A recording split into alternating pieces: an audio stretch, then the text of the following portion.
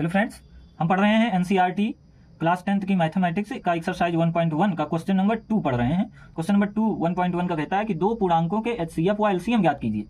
अगर दो पूर्णांक दिए गए हैं, उनका एचसीएफ और एलसीएम ज्ञात करो और तथा जांच कीजिए कि दो संख्याओं का गुणनफल बराबर होता है एचसीएफ और एलसीएम के गुणनफल के। तो दो पूर्णांक कौन कौन से हैं जिनका एचसीएफ एलसीएम ज्ञात करना है और फिर जांच करनी है। तो दो पूर्णांक हैं 26 और 91। तो आइए देखते हैं।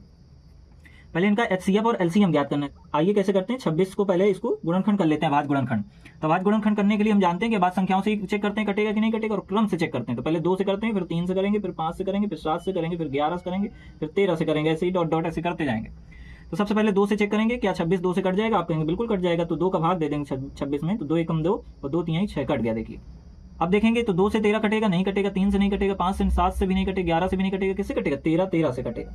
तो 13 में 13 से भाग दे देंगे, 1 आएगा। इसके बाद अब 91 को चेक करेंगे कि ये किससे कटेगा। 91 क्या 2 से भाग 2 के पहाड़े से कट जाएगा? आप कहेंगे नहीं, तो नहीं काटेंगे। 3 से चेक करेंगे, 3 से भी नहीं, 5 से भी नहीं, 7 से चेक करेंगे तो 7 से कट जाएगा।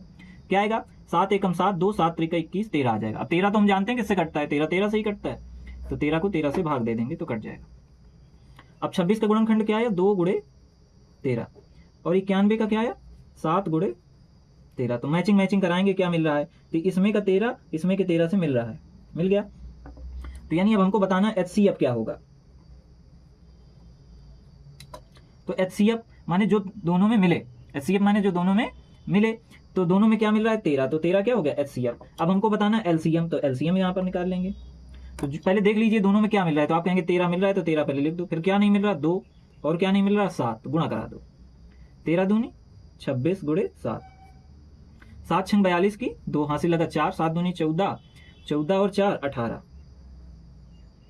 इस प्रकार से हमने एचसीएफ और एलसीएम ज्ञात कर लिया। अब हमको ये बताना है कि दोनों संख्या जिनका एचसीएफ एलसीएम हमने ज्ञात किया है, इन दोनों संख्याओं का गुणनफल, मतलब दोनों संख्याओं का गुणा कर दें तो बराबर होगा किसके? एचसीएफ और एलसीएम का गुणा कर दें, इसके बराबर होगा दोनों संख्याओं का गुणनफल अगर कर दें तो आइए करके देखते हैं। तो पहले दोनों संख्याओं का गुणा कर देते हैं। दोनों संख्याएं कौन कौन सी हैं? एक 26 था हमारा और एक था हमारा 91। एचसीएफ और एलसीएम का कर देते हैं। एचसीएफ हमारा कितना है? 13 और एलसीएम हमारा कितना है? 182। अब आइए इन दोनों का गुणा कर लेते हैं। तो पेंसिल से कर लेते हैं गुणा। क्या होगा? 26 और 91 का करना है। तो 26 और 91 का गुणा क्या होता है? यहाँ पर कर लेंगे 26 गुणे 91। यहाँ पर 6 आएगा, यहाँ पर 2 आएगा। 9 से करो, 9 6 54, 9 दूनी 18, 18 5 23। ऐड कर दो 6 4 2 6 3 3, क्या है? 2366। इसका मल्टीप्लाई क्या है? 2366। और इसका भी करिए 182 और 13 का। इसको कहाँ पे करेंगे? इसको भी यहीं पे कर लीजिए 182 गुणे 13। 3 दूनी 6, 3 8 24 की 4 हासिल लगा 2, 3 एकम 3 2 5। एक करिए 2 8 और 1 आएगा। जोड़ दो 6 4 2 6 8 5 13 1 1 2 8 5 13 की 3 और 1 1 2 2366। यहाँ पर भी क्या आ गया हमारा? 2366। Thank you.